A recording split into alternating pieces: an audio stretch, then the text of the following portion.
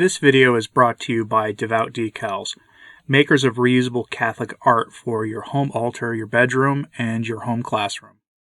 Today I have for you the words of St. John Bosco, an account of a vision that he recounted to the boys under his care.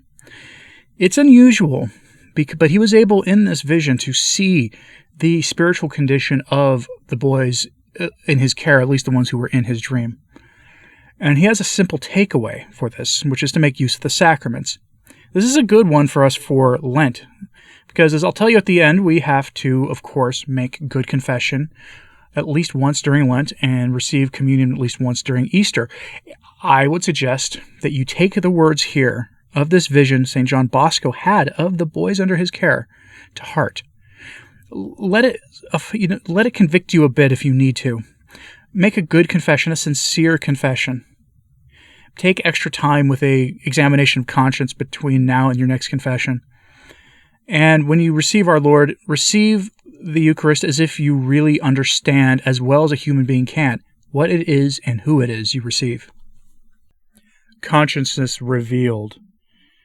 An account of visions from the memoirs of St. John Bosco. For 3 consecutive nights, I found myself in the countryside of Rivalta with Father Joseph Cafasso, Silvio Pellico, and Count Charles Kays. The first night we discussed current religious topics. The second night we debated and solved moral cases relevant to the spiritual direction of young people. After having the same dream twice, I decided I would tell you about it, if it came to me again. Sure enough, on the night of December 30th, I found myself once more with the same people in the same place.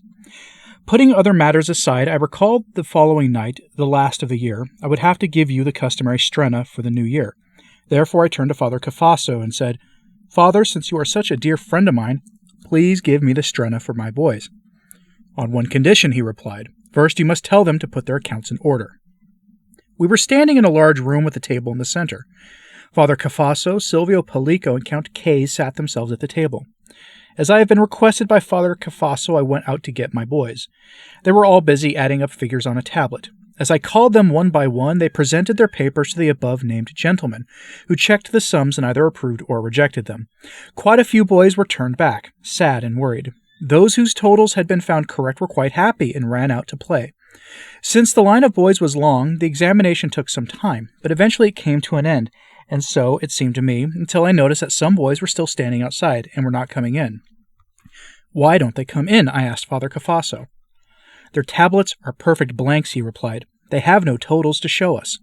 This is a question of summing up all that one has done. Let them add up whatever they have done and we'll verify the totals." After all the accounts had been checked, I went outside with the 3 gentlemen. All the boys whose totals had been found correct were running about having a joyful time, as happy as could be. You cannot imagine how that sight cheered me. Some boys, though, just stood apart, wistfully watching the games. Some were blindfolded. Others had a mist about their eyes or a dark cloud around their heads. Smoke came from the heads of others. Others had a head full of clay or empty of the things of God. I recognized each boy. So clear is the picture in my mind now that I can name each one. I soon realized, too, that many boys were missing. Where are the boys who had blank tables, I wondered. I looked for them, but in vain. Finally, I spotted some boys in a distant corner of the playground.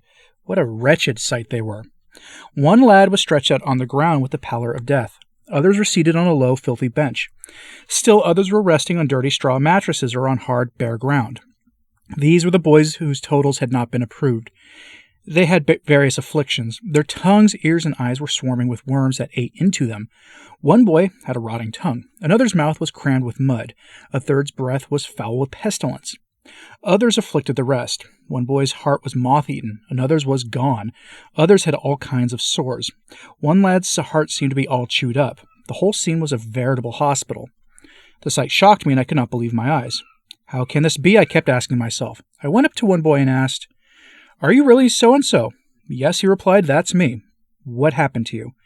"It's my own doing, flour from my own grist. I reaped what I planted." I questioned another boy and got the same reply. I felt terribly hurt, but was soon to be comforted by what I am about to tell you.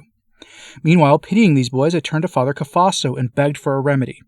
"You know what must be done just as well as I," he replied. "Figure it out for yourself." "At least give me a strena for the healthy ones," I insisted humbly but trustfully. Beckoning me to follow, he went back to the mansion and opened a door leading into a spectacular hall, which was richly draped, glittering with gold and silver. Dazzling chandeliers of 1,000 lights flooded it with blinding radiance. As far as the eye could see, it stretched endlessly in length and breadth. In its center stood a giant table laden with all kinds of sweets, oversized bittersweet cookies and biscuits. Any one delicacy alone would have satisfied a person. At the sight, I impulsively made as if to run and call my boys to enjoy this bonanza, but Father Cafasso stopped me. "Wait," he said. "Not everyone may enjoy these sweets, but only those whose totals were approved." Even so, the hall was quickly filled with boys.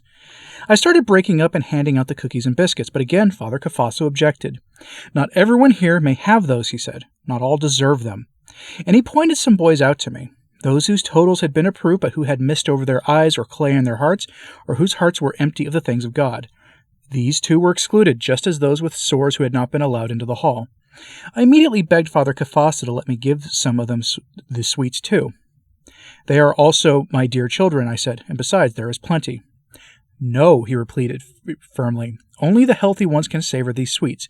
The others have no taste for these delicacies. They would only get sick." I said no more and began serving those who had been pointed out to me. When I was through, I gave out another generous helping to all of them. I must say that I really enjoyed seeing the boys eat with such relish. Joy shone on their faces and so transfigured them that they did not look like the same boys any more. The lads in the hall who had not been allowed to have any sweets stood in the corner.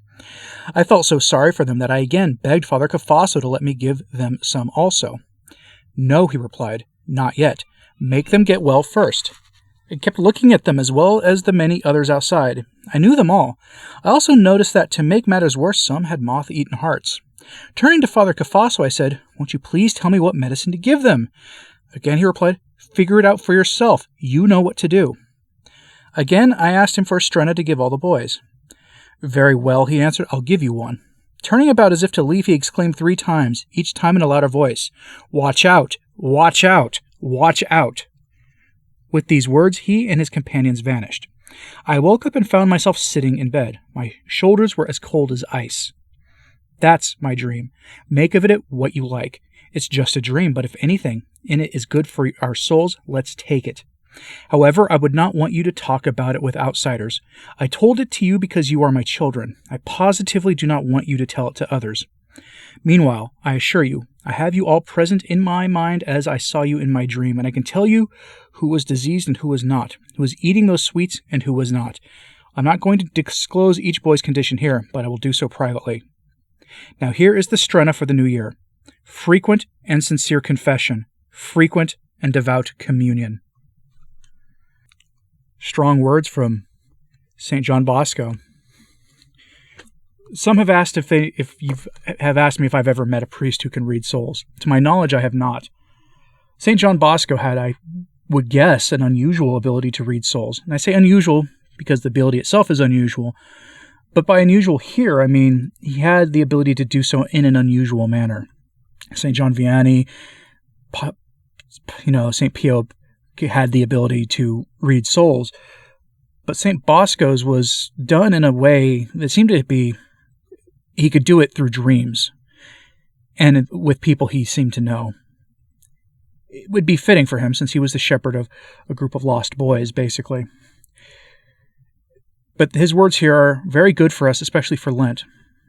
We're required to make one confession before Easter and one communion, during the Easter season. Let's make it a sincere confession and a devout communion. Go to confession today if you can. If not, well, the one nice thing about Lent is most parishes have extra confession scheduled.